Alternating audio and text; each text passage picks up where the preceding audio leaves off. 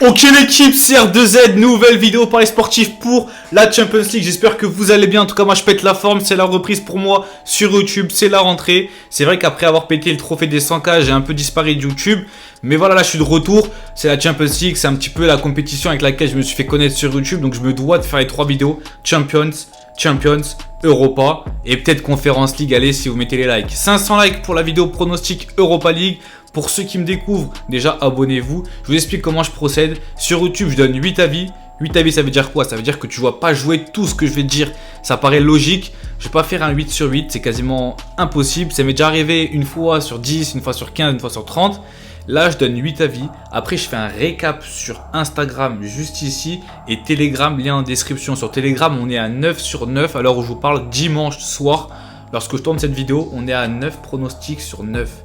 Dernière défaite en public, le 28 août. Je te mets mon bilan juste ici. Tout ça, c'est 100% gratuit. Ça se passe dans le groupe Telegram et dans ma story Instagram. Bref, let's go. On est parti. 8 matchs. Ajax, Rangers. 2 gros matchs. Franchement, c'est pas 2 gros matchs, c'est 2 grosses équipes qui, pour moi, le match aller va être remporté par l'Ajax et le match retour remporté par les Rangers. En fait, pour moi, je vous dis la vérité, ce qui va faire la différence, c'est le public. L'Ajax, gros stade, en fusion, on va pas se mentir. Et les Rangers, pareil, stade écossais. Les deux ont une habitude assez, on va dire, assez régulière d'aller en Champions League. Plus pour l'Ajax que pour les Rangers. Les Rangers, c'est plus l'Europa League. Sachant que l'année dernière, ils ont terminé deuxième contre Francfort. Bref, Ajax qui gagne. Deuxième match, Francfort Sporting. Pareil, Francfort pour moi, domicile, obligé de gagner contre le Sporting. Je rappelle, Francfort est dans le groupe de Marseille avec Tottenham. C'est un peu une poule, on va dire la poule la plus safe pour se qualifier. Tout le monde peut se qualifier, même le Sporting peut aller se qualifier, on va pas se mentir.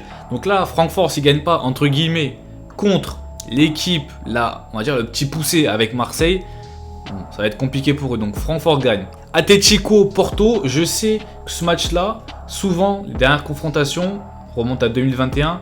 3-1 pour Madrid à Porto, puis 0-0. Après 2-0, il y a un avantage net sans bavure pour Atlético de Madrid. Ils sont à domicile, ils sont à 1,80. Pour moi, ce que je vous conseille pour jouer la sécurité, c'est Atlético ou nul et moins de 3,5 buts. Après, on a Barça contre Blazen. Je ne m'étarde pas là-dessus. Le Barça, pour moi, quasiment sûr, ils vont gagner. Ils vont même claquer une fessée, j'annonce, 5-0 ou 5-1. Donc, là, ce qui est intéressant à jouer, c'est les buteurs. Ou, moi, ce que je vous propose, c'est plus de buts dans la seconde mi-temps. Comme d'hab, première mi-temps, souvent l'équipe adverse, l'équipe la moins, entre guillemets, la moins forte sur le papier, va essayer de bloquer, va essayer au moins d'arriver jusqu'à la mi-temps avec un match nul. Et après, normalement, en seconde mi-temps, le Barça, ils vont accélérer, ils vont taper là où ça fait mal. Du coup, pour moi, je vous conseille de jouer. Il y aura plus de buts en seconde mi-temps. Bruges, Leverkusen, perso, je parie pas. Je connais aucune des deux équipes. Si je devrais dire un truc comme ça, les deux équipes qui marquent. L'Inter-Bayern, c'est vraiment un très très gros match. L'Inter vient de perdre contre l'AC Milan le derby. Même si franchement le derby était magnifique pour ceux qui ont vu. Moi personnellement, j'ai juste vu le résumé. Il y a eu beaucoup d'occasions. Ça s'arrête pas, ça joue d'un côté à l'autre. Franchement, c'est ça qu'on aime. Le Bayern aussi, c'est compliqué à Paris en ce moment. Ils ont fait 1-1 à Berlin. C'est pas ouf.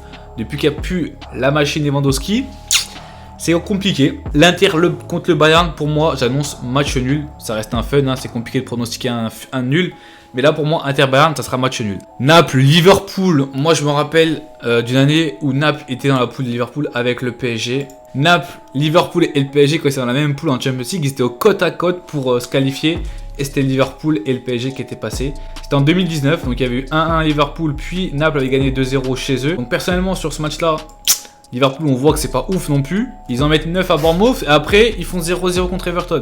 Même si Everton n'est pas dégueulasse non plus, ça reste un derby, donc Everton ont joué leur vie contre Liverpool. Mais là sur ce match-là, Liverpool, moi je dirais le moins de 3,5 buts. Ça va se regarder un petit peu, méfiance de chaque côté, moins de 3,5 buts. Le match, je pense que tout le monde attend, tous les Français ou du moins toute la France sauf Paris et Lyon. Tottenham-Marseille, donc Tottenham le favori de la poule contre Marseille qui pour moi sur le papier est quand même le deuxième favori de la poule. Je vois les Marseillais aller marquer chez les Londoniens. Pourquoi? Parce que Marseille, ça fait un bail, ils sont pas en LDC. C'est leur premier match. Ils savent que s'ils font résultat à Londres, quasiment sûr après, enfin quasiment sûr, rien n'est sûr. Mais s'ils font résultat à Londres, ils sont bien partis pour la qualification. Pour moi, j'annonce Tottenham ou nul avec les deux équipes qui marquent. Parce que personnellement, on va pas s'emballer. Je pense pas que Marseille va gagner à Londres. Peut-être qu'ils vont faire un nul, mais de la gagner, je pense pas. C'est tout pour moi, les amis. C'est mes avis. Voilà, mon ticket perso après réflexion sera disponible dans ma story Insta et sur Telegram. Je compte sur toi pour m'en voter. Ciao tout le monde, c'était R2Z.